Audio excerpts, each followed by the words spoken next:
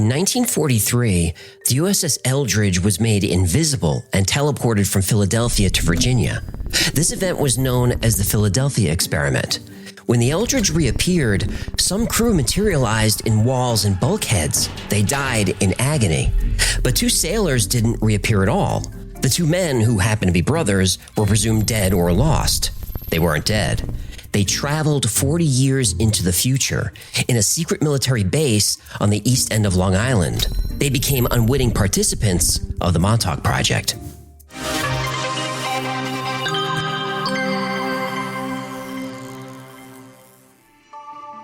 It started with a theory. In 1933, scientists at the Institute for Advanced Study at Princeton University were working on a single set of equations that could describe forces of electromagnetism and gravity, the unified field theory. And 2 scientists, Albert Einstein and Nikola Tesla, believed the theory could be used to harness these forces for incredible things, like making objects invisible. In fact, with Tesla in charge of the project, there was a successful first test of the hardware, achieving partial invisibility, proving they were on the right track. Now, at the same time, World War II was getting closer to home, and for obvious reasons, invisibility would be a game changer for the military. In 1940, the Office of Naval Engineering got involved in the project, offering the Brooklyn Naval Yard as a testing ground. They were going to make an entire ship invisible, and maybe find a way to end the war with an unstoppable advantage. And it worked. Under Tesla's direction, they used a small vessel with no one aboard. Using electromagnetic coils installed on 2 neighboring ships as power, they made the ship invisible, both to radar and to the naked eye. Now, this was a great start, but the Navy needed this to work with actual people on board the ship. Tesla was worried about safety. He wanted more time to test before bringing in actual crew members. He wanted to take things slowly. Turns out, too slow for the needs of the military. Tesla was replaced by theoretical physicist John von Neumann, and the operation, now called Project Rainbow, was on the fast track. And that's when everything went horribly wrong. In 1939, at the start of World War II, Duncan and Edward Cameron wanted to serve their country. They had no idea they were about to make history. The brothers were highly educated. Duncan had a PhD in physics from the University of Edinburgh. The older brother Edward had a doctorate in physics from Harvard. They followed in their father's footsteps and joined the Navy. But it's no surprise they were quickly snapped up by the Institute for Advanced Study. They were immediately trained and assigned to the now classified Project Rainbow. 50 years later, a man named Al Bielek would start to have glimpses, then visions, then entire memories of his life as Edward Cameron. And he related the story of their crucial role in what would become known as the Philadelphia Experiment. In July of 1943, the Cameron brothers arrived at the Philadelphia Navy Yard to board their new ship. They were part of a skeleton crew of 15 sailors and 6 officers on a destroyer called the USS Eldridge. Only this ship had a unique mission, one that would become legend. The hull of the Eldridge was outfitted with 2 megawatt power transmitters driving 4 Tesla coils, all operated from a control room sealed from the rest of the ship. This is where Duncan and Edward were assigned. The brothers had the job of manning the series of switches and monitors that would run this groundbreaking experiment. At 9 a.m. on July 20th, Duncan and Edward were given orders to activate the switches and launch the first experiment in invisibility with actual crew members aboard. The transmitters came to life, and the Tesla coils generated 2 fields simultaneously, an electromagnetic field and an electrical field, one rotating around the other. These fields formed an electromagnetic bottle around the ship, and once the fields were up and running, the ship appeared to, disappear. For nearly 20 minutes, the ship became invisible to the observers on neighboring ships until Duncan and Edward were directed to turn off the equipment and bring the experiment to a close. This wasn't a success. When the brothers came out of the control room, they realized there was a serious problem. Anyone who was on deck during the experiment became disoriented, nauseous, even delirious. Von Neumann asked the Navy for time to study the issue. After all, the equipment was no good if it would harm the crew, but the Navy insisted. The deadline was August 12th, 1943. Get it right, the war would not wait. So von Neumann and the crew prepared a second test, modifying the equipment to better protect the crew. Only they made it worse. Much worse. On August 12, 1943, Duncan and Edward Cameron were back in their steel control room in the hull of the USS Eldridge. They were asked to switch on the Tesla coils. Merchant Marine Carlos Miguel Allende observed the whole thing from his ship, the SS Andrew Furuseth, docked next to the Eldridge that morning. According to Allende, a visible field of electromagnetic radiation surrounded the Eldridge, extending 100 yards out from each beam. The ship itself was invisible, but he saw a hull-sized depression in the water where the ship had been. Allende claims to have placed his hand into the field up to his elbow. He described a powerful surging force that flowed counterclockwise around the ship. Then the air around the ship got dark. It was surrounded by a foggy green mist. The field was humming, getting louder as the green mist turned into a green-blue glow followed by a flash. Then the ship went beyond invisibility. The USS Eldridge physically disappeared for hours, and when it returned, it brought with it unimaginable horror.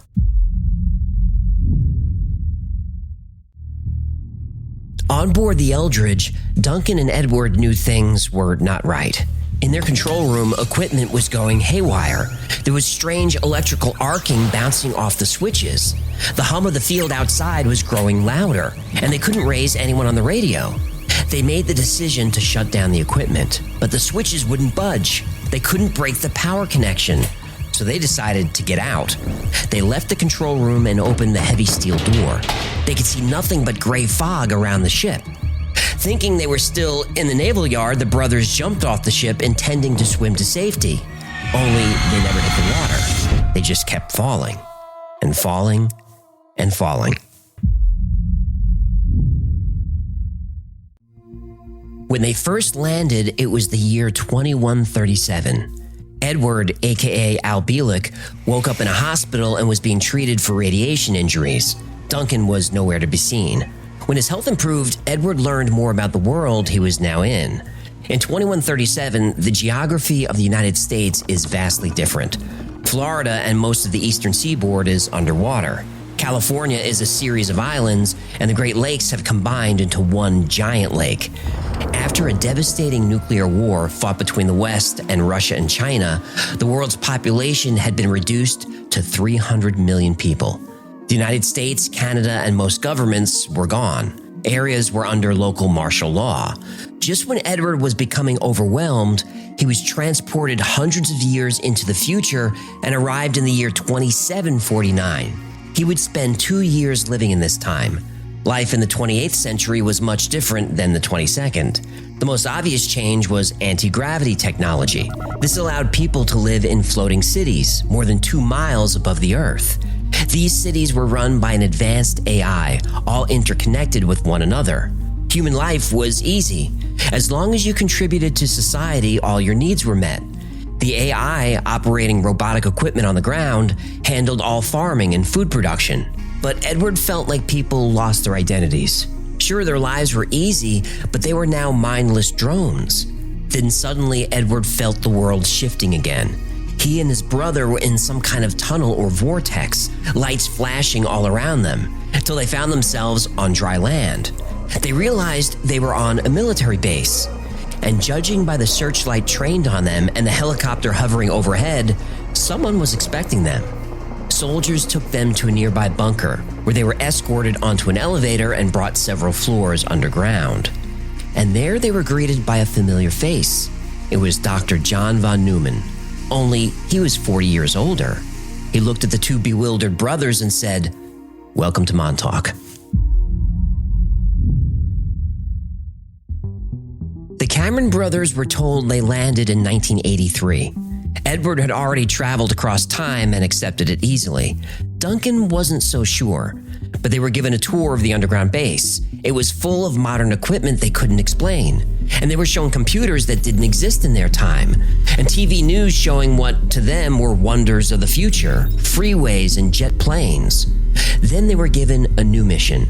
Von Neumann told them 2 experiments in time, one in 1943 and one in 1983, exactly 40 years apart, had coupled together and caused a rift in time. Back in 1943, during the Philadelphia experiment, the USS Eldridge had generated a hyperspace bubble. The bubble was growing fast. Eventually, it would swallow the entire planet, and the Earth would just be gone. The Cameron brothers were instructed to return to their ship and destroy the equipment. They had to close this rift in hyperspace. By 1983, von Neumann's team had complete control of space and time. They could easily return Doug and Edward to the Eldridge. Once back in the control room, they smashed the equipment. The Eldridge was brought back to the docks of the Naval Yard, only things were far from normal. When they walked back on deck to check for damage, they found one horror after another. The ship had reappeared, but crew members were now embedded in steel bulkheads. Some had a hand stuck in the wall, others with half their body now part of the hull itself. Those that escaped this horror were running around acting insane, their minds unhinged. Luckily for Doug and Edward, the steel walls of the control room protected them from danger. Dr. von Neumann, the younger version, boarded the ship with emergency crews to do what they could for the survivors. Von Neumann asked Edward where his brother went. That's when Edward realized Doug was gone. He had jumped overboard to return to 1983. Later, Edward, aka Al Bielek, would learn his brother had special orders. He was going back to join the Montauk Project. Preston Nichols was an electrical engineer. He worked for the defense contractor Airborne Instruments Lab on Long Island. In the 1970s, Nichols had a grant to study mental telepathy, expecting to prove it didn't exist, but quite the opposite happened. Nichols discovered telepathic communication actually worked like radio waves. He even identified a wave generated from the human mind on a certain frequency. He called it the telepathic wave.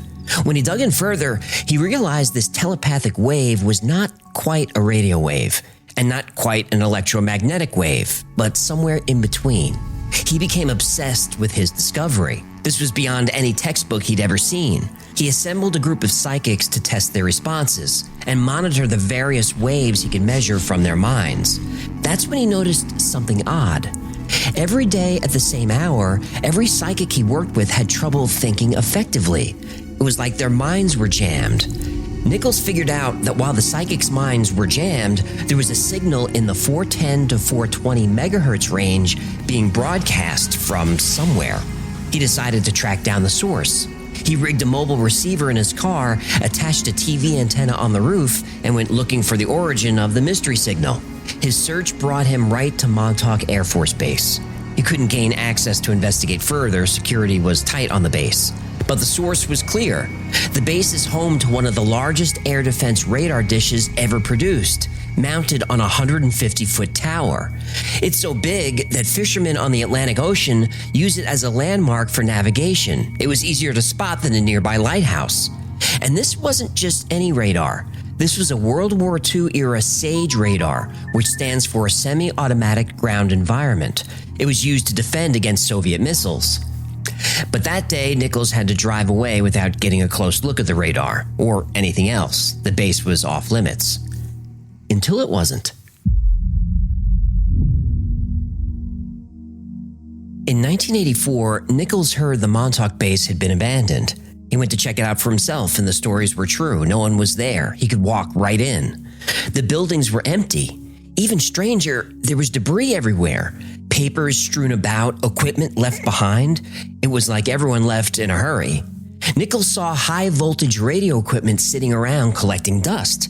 He contacted the Surplus Disposal Agency to ask if he could add it to his collection. But the agency had no record of any equipment and couldn't say who owned it. Eventually, Nichols was connected with someone at a nearby military installation in Bayonne, New Jersey. They confirmed the equipment was not on their books and he could take whatever he wanted.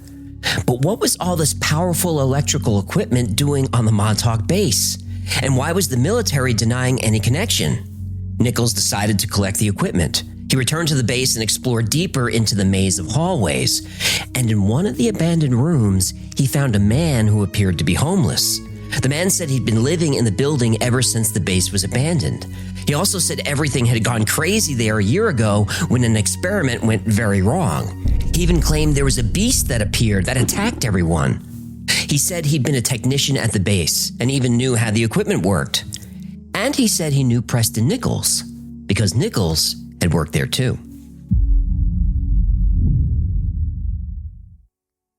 By now, Preston Nichols was obsessed. Why was the strange homeless guy saying he knew him?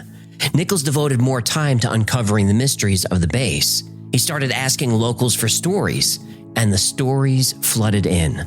Apparently, there were strange activities happening there all the time. Bizarre weather patterns, animals behaved strangely. There were reports of deer running out from the woods into the town of Montauk and throwing themselves against glass windows of the stores on Main Street. People were driven to crime sprees. But all of this only happened during certain 2-hour periods. In 2008, a strange animal washed up on the beach at Montauk. It's been called the Montauk Monster. It looked kind of like a dog, but had claws and the beak of a bird. Across the Long Island Sound is the Animal Disease Center on Plum Island. Rumors say this island has been used for animal experiments, biological weapons, and even testing human-animal hybrids. Could the Montauk Monster have come from Plum Island? Well, we don't know. But we do know when the base in Montauk was abandoned, the strange events stopped. Wherever Nichols turned, there were more questions. And by 1984, he was feeling like he was never going to get any answers. Until Duncan Cameron appeared at his door. Now, the Duncan Cameron standing at the door of Nichols' lab didn't seem to know anything about the Philadelphia experiment, let alone the Montauk base. He simply had a piece of audio equipment he wanted to get fixed. But Nichols asked him in and introduced him to the psychics he was working with. And Duncan quickly showed tremendous aptitude for the work. That's when Nichols had a hunch and told Duncan he'd be taking him somewhere to see if he recognized it. They drove to Montauk Air Force Base, and Duncan more than recognized it. He knew the purpose of every building. He knew the details of the interiors, where a bulletin board was hung in the mess hall, where specific rooms were located. He knew the base like the back of his hand. And Nichols knew at this moment Duncan Cameron had been there before. So he brought Duncan back to his lab and applied techniques he'd learned working with the psychics and brainwaves to attempt to unblock Duncan's memories. And it worked. Duncan could slowly recall the details of something called the Montauk Project and confirmed it happened on that base. And he realized he was very much at the center of the experiments. Duncan also revealed he was on the USS Eldridge and took part in the Philadelphia experiment with his brother Edward. But Nichols pushed for more answers. What was he doing showing up at the lab? And who programmed him to forget these experiments? That's when Duncan became aware of a shocking assignment embedded deep in his mind. He blurted out that he'd been programmed to come to Nichols' place. He was then to befriend him and then kill him. From that moment on, Duncan promised he would help Nichols uncover every remaining secret of this thing called the Montauk Project. Nichols' own memory was affected by Duncan's presence. He started to notice strange things when he was at work. People he didn't know seemed to recognize him. He was copied on mail and included in meetings that didn't apply to his position in the company. One day, Nichols was sitting at his desk when he felt an ache in his hand. He looked down, and the back of his hand was covered with a Band-Aid over a fresh wound. A wound he didn't have 15 minutes earlier, and this happened more than a few times. On one occasion, Nichols even confronted the company nurse and asked her if he'd been there for a Band-Aid. She said he hadn't and had no idea what he was talking about. As time went on, Preston Nichols began to realize he was living two separate lives. One day he had what he calls an intuitive urge to visit the basement. This was a high-security area. Only maybe 10 people in the company had the clearance to be there, and he wasn't one of them. He reluctantly took the elevator down. He gathered himself to try to appear natural and walked right up to the security guard. And even though he'd never been in this area and had no idea what happened there, the guard gave him a badge with his name on it and waved him through. Whether by muscle memory or just by using his gut, Nichols seemed to know where he was going. He finally arrived at a plush office much nicer than his own. On the large desk was a nameplate, Preston B. Nichols, Assistant Project Director. Preston Nichols now had real physical evidence that he was living two lives, one as an engineer, the other as a senior member of a top-secret government program called the Montauk Project. By early 1990, all of Nichols' memories of the project had come back, and it was worse than he could have possibly imagined. When Duncan Cameron disappeared in 1947, it wasn't the end of Project Rainbow. It was just the beginning. Dr. John von Neumann's team was tasked with getting humans to withstand powerful electromagnetic fields and to fully explore the power unleashed with the Philadelphia experiment. The project was moved to Brookhaven Labs on Long Island and classified under the new title Project Phoenix. And the focus of the project turned to the effect of electromagnetic and radio waves on the human mind. Von Neumann discovered humans are born with an internal time reference point. His theory was that every person is attached through energy to a timeline at birth, and our whole reference as a physical being comes from that time reference. This is part of the electromagnetic background of the Earth itself. The forces unleashed in the Philadelphia experiment threw that time reference connection off kilter, causing the crew horrible trauma. Now, the experiment worked. An electromagnetic bottle covered the ship in a field that made it invisible, but it also disconnected the crew from time itself. That was bad. So during the 1950s and 60s, von Neumann and his team went to work using special machines and a new invention called a computer. He was trying to develop artificial time reference connections for human subjects while they were inside the electromagnetic bottle. They achieved this by feeding into the bottle the natural background energy of the Earth to mimic the continuous time stream reference humans needed. Each subject required personalized programming that synchronized the electromagnetic background with their individual time reference. This was crucial. If the time reference wasn't in sync, the subject would literally go insane. By the late 60s, von Neumann reported the results of the top-secret Project Phoenix to Congress, and what he told them was beyond their wildest expectations. Von Neumann not only made the electromagnetic fields safe for humans, he opened up a new possibility, that they could use this technology to change people's thoughts, even tell an entire army to surrender, winning wars without losing a single life. Brookhaven scientists were beyond excited. They could generate a signal that could bring peace just by changing their thoughts. This crazy idea was actually within their reach. But when something sounds too good to be true, it usually is. This new phase of the project required special equipment, including a powerful radar system. That's exactly what was waiting for von Neumann at Montauk Air Force Base. The SAGE radar sitting high atop the main building was perfect for his plans. And in 1970, Project Montauk was officially born. Turns out this was Duncan Cameron's assignment when he jumped back into the time portal from the USS Eldridge. He was to join von Neumann's experiments because of his psychic aptitude. His role was to provide his own mind for experimentation. The Montauk Project team would determine how they could influence his human reactions through waves generated by the radar systems. Later, the tables were turned with horrible results, but at first, these experiments were actually promising. Duncan, who was among many assigned to the project as subjects, was placed in a shielded room below ground. There, he would absorb various degrees of UHF and microwave energy. At the same time, the giant radar dish was powered on.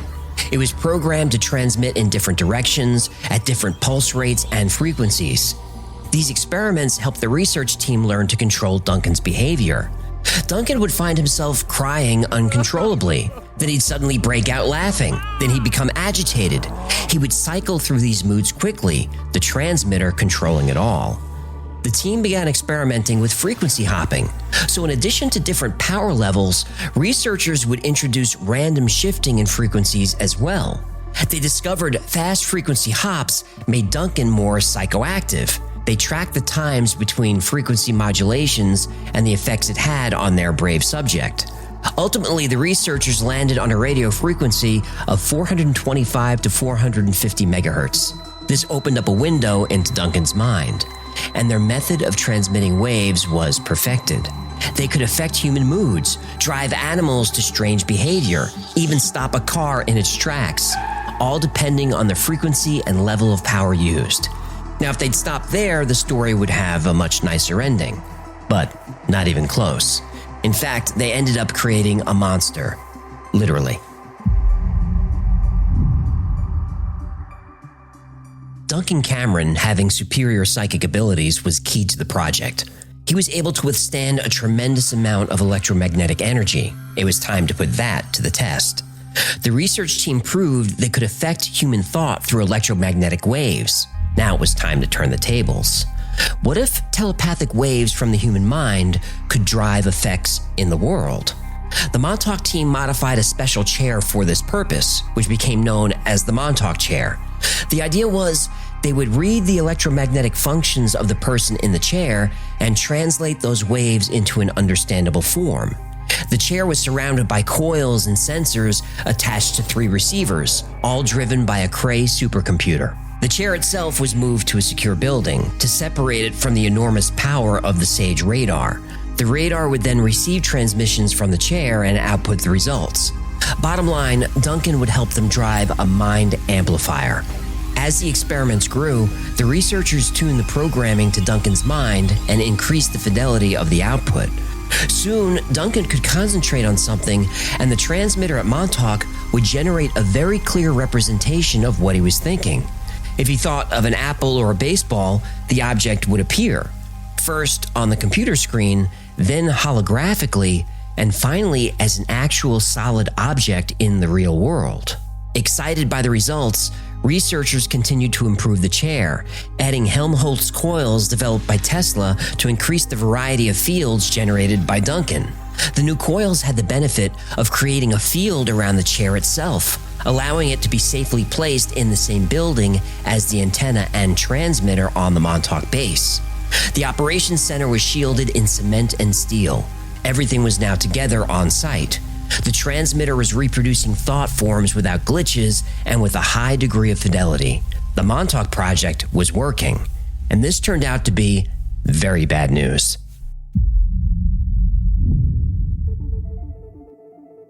With the new coils and the improved Montauk chair in top form, Duncan's abilities flourished. He was able to concentrate on a solid object, and the resulting transmission would create that object out of the ether somewhere on the base.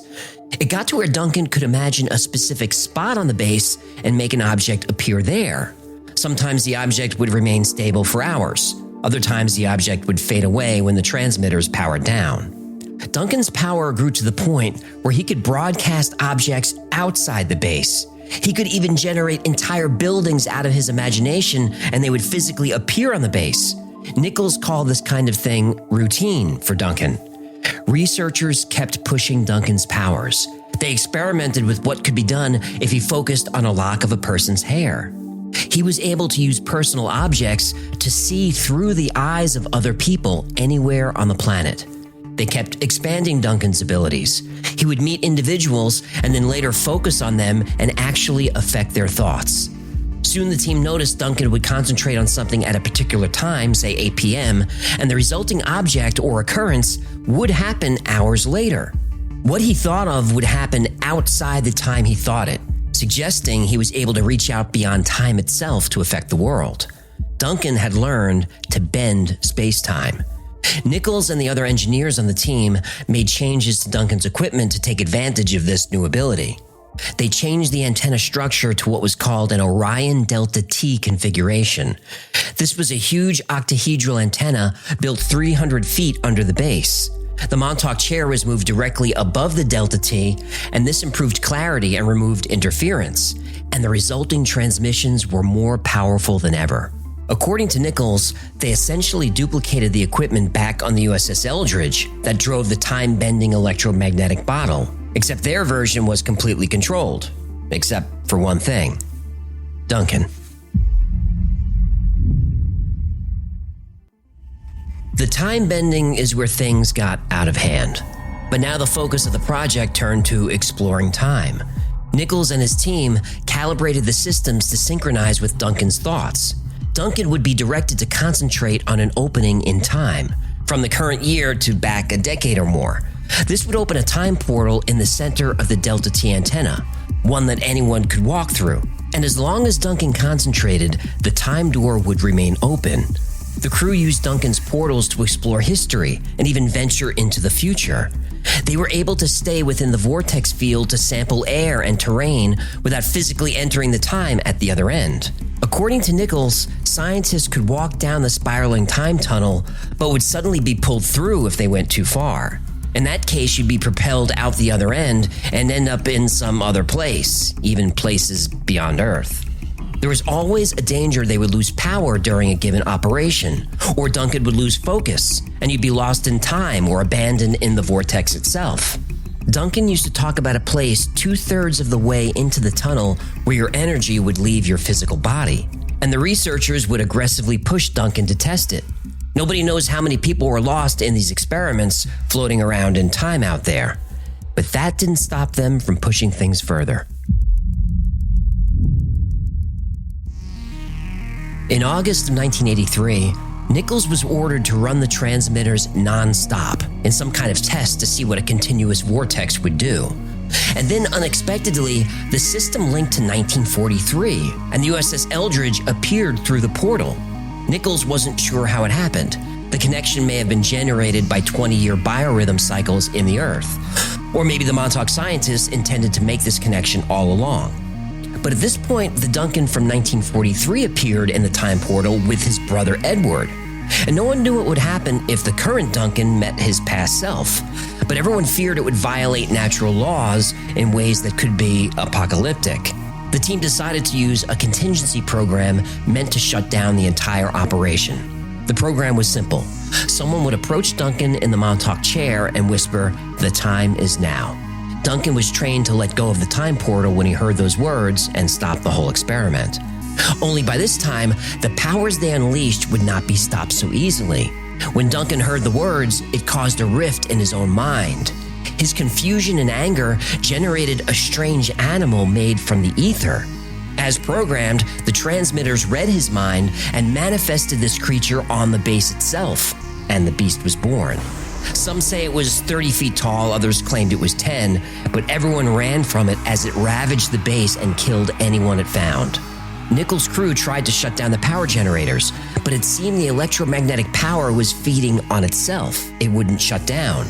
The beast was still wreaking havoc, building after building. The Montauk transmitter was switched off. That didn't work. The main power coming from the utility company was cut. That didn't work. Power was still on, being generated from somewhere. And worst of all, the creature was still on the loose. Nichols decided to take matters into his own hands. He took an acetylene torch and headed for the transmitter room. He cut the power lines and connections to the radar and destroyed the transmitter. According to Nichols, the burn marks can still be seen to this day. Finally, the power was cut and the equipment stopped. The beast faded into the ether and the portal disappeared. And the Montauk Project finally saw its last day. The Montauk Project ran from the early 70s until 1983, and the story does sound far-fetched, but there are many people who say Preston Nichols is telling the truth. While the Montauk Project was operating, it needed a constant supply of people for its experiments. Unfortunately, most of these were children, usually boys between 10 and 15 years old. These children became known as the Montauk Boys. Montauk Boys were usually runaways or taken from troubled homes, like families suffering alcoholism, drug addiction, or abuse. One of these Montauk Boys is named Stuart Swerdlow. As a boy, Swerdlow recalls having dreams of waking up in a dark room strapped to a hospital bed surrounded by strangers. The room was dark and damp and the walls were made of rock. Preston Nichols did say the experiments took place deep underneath the Montauk Air Force Base. One disturbing goal of the Montauk Project was to create an army of children whose minds could be programmed and controlled. Then they could be activated at any time. They would carry out any mission, no matter how horrible, and not remember any of it. Montauk Boys have been linked to disasters like Columbine and the Oklahoma City bombing. In order to prepare the children for programming, their minds had to be broken down. This included starvation and torture, receiving electric shocks or being submerged in cold water to the point of almost drowning. and this was done day after day until the child's mind was ready to accept new programming. Many other men have come forward claiming to be Montauk boys. One said he was forced to take LSD in what became known as the acid house. Another said his body was used as some sort of generator to feed psychics sitting in the Montauk chair, usually Duncan Cameron. As you would expect, many children did not survive this phase of the experiment, and they're said to be buried somewhere deep underneath the Montauk base, still presumed missing after 40 years. Back to Montauk. Christopher Garetano was 8 years old in 1983 and playing on Montauk Beach. He found strange metal objects in the sand. He dug them out and was walking back to his family to ask what they were. Then out of nowhere, someone in a military uniform appeared and chased them off the beach. This started a lifelong obsession for Garetano, and he would visit the base many times. And during these visits, he would find problems with the government's official story. The Montauk Air Force Base is not supposed to have underground levels. Garetano notes there are manhole covers all over the property. Sure, those could be for drainage, but on one trip, Garetano brought a geophysicist along. Using imaging equipment, they proved that a large concrete building was buried 20 feet down. Many people have explored the buildings over the years, and a few have video that shows evidence of an underground complex that was buried and filled by concrete. During one visit, urban explorer Brian Minnick found receipts from the late 1980s that showed over $80,000 per week was spent on food. That's a lot of food for a base that was supposedly shut down in 1981. Preston Nichols, Stuart Swerdlow, Al Bielek, Chris Garetano, Brian Minnick, the names go on and on. There are dozens of people, maybe more, all claiming to be part of the same experiment. The US government denies all of it. Who do you believe? I've been interested in the Montauk Project conspiracy since Preston Nichols' first book came out in 1992. I spent a lot of my life on Long Island, so a conspiracy that takes place in your backyard is hard to resist. I've been to the Montauk Air Force Base, which is now called Camp Hero. The original title of the show Stranger Things was Montauk, and a lot of stories are taken from Nichols' writing. This episode was difficult to research and write, because the more I learned about my favorite conspiracy theory, the less I liked the people involved. First, Al Bielek. He's the man who said he served on the USS Eldridge in 1943 in the body of Edward Cameron. There is no record of any Bielek, Edward, or Duncan Cameron serving aboard the Eldridge, or brothers with that name serving on any ship in the Navy. Supporters of the theory say their names were erased or changed by the government. That's fair. In Bielek's writings and lectures, he used pictures of his family, Edward and Duncan Cameron, and others, but they were all proved to be fake. Most suspicious of all, Bielek had no memories of the Philadelphia experiment until he saw the movie in 1984. He said the movie brought his memories back. His story was surprisingly similar to the movie. Al Bielek also struggled with paranoia and other psychological problems. He made a meager but sufficient living off selling CDs and merchandise and talking at UFO conventions. He died in 2007. Many people still believe his story, and they claim that the government has sponsored disinformation to discredit him. Okay. Now Stuart Swerdlow. He's a character. He's still around and still claims to be a Montauk boy. He also claims to speak 10 languages. His DNA has been spliced with aliens. He's been imprisoned by the Illuminati. He can see auric fields, travel hyperspace. He's a descendant of Atlantis, and I can go on. He's basically been at the center of every conspiracy theory that exists. Moon bases, Atlantis, lizard people. And look, if you're worried you're a Montauk boy, you can hire Stuart to deprogram you for a small fee. Now, I'm not saying the guy's a fraud, but I am saying a judge said he was. If you Google him, it's not pretty. Who knows, maybe all his potions and vitamins and dog treats will help you reach enlightenment, but I don't recommend buying his products. Now, I've saved Preston Nichols for last. There were rumors circulating around Montauk for a long time before Nichols came along, but Preston Nichols is the man behind the current theory, and he's the only man behind it. He actually opens his first book like this. This work is being presented as nonfiction as it contains no falsehoods to the best knowledge of the authors. However, it can also be read as pure science fiction, if that is more suitable to the reader. There are lots of things that don't add up about this. Nichols says the Montauk experiment took place 10 stories below ground, maybe lower, and that there are tunnels deep underground that connect to other secret locations in the United States. Now, this might work in some parts of the US, but it won't work at Montauk. When glaciers move, they pick up all kinds of sand and dirt and debris, kind of like a push broom. When the glaciers recede, the debris remains. This is called a glacial moraine.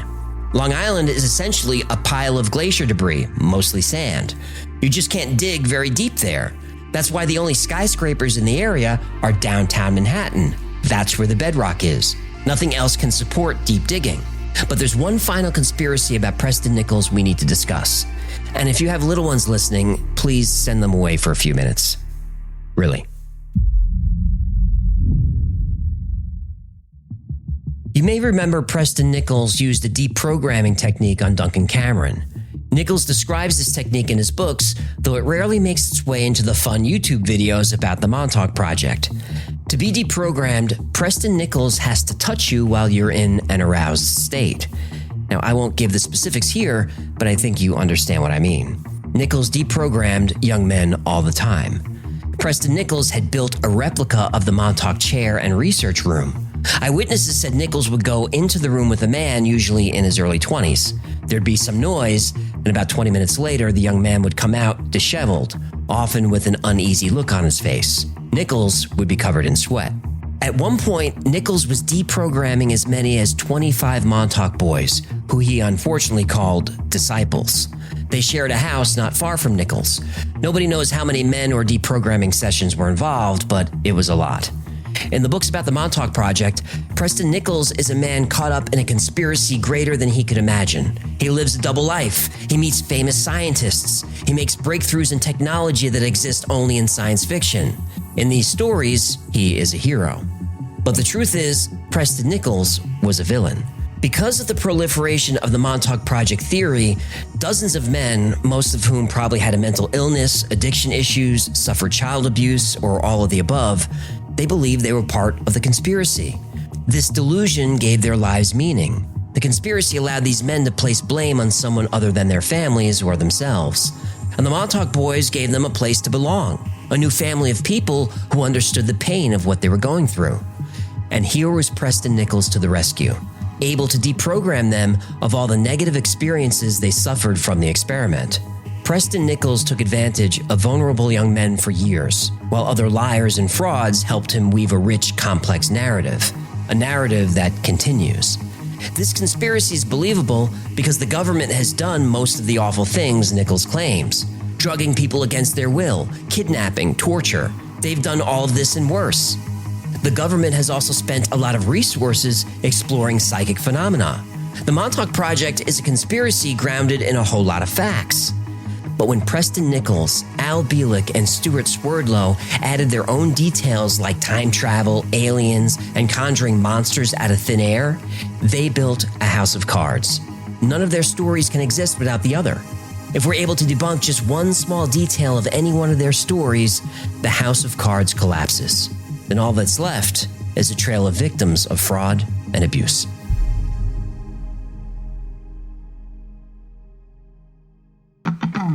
Thank you so much for hanging out with me today. My name is AJ. This has been the Y-Files. If you had fun or learned anything, do me a favor, leave the podcast a nice review. That lets me know to keep making these things for you. And like most topics I cover on the Y-Files, today's was recommended by you. So if there's a story you'd like to learn more about, go to theyfiles.com/tips. And special thanks to our patrons who make the Y-Files possible. I dedicate every episode to you, and I couldn't do this without your support. So if you'd like to support the Y-Files, consider becoming a member on Patreon. For as little as $3 a month, you get all kinds of perks. You get early access to videos without commercials. You get first dibs on products like the Hecklefish Talking Plushie. You get special access on Discord. And you get 2 private live streams every week just for you. Plus, you help keep the Y-Files alive. Another great way to support is grab something from the Y-Files store. Go to shop.theyfiles.com, and we've got mugs and t-shirts and all the typical merch, but I'll make you 2 promises. 1, our merch is way more fun than anyone else, and 2, I keep the prices much lower than other creators. And if you've followed the Y-Files for a while, you know it's important to me to keep the cost to you as low as possible. All right, those are the plugs, and that's the show. Until next time, be safe, be kind, and know that you are appreciated.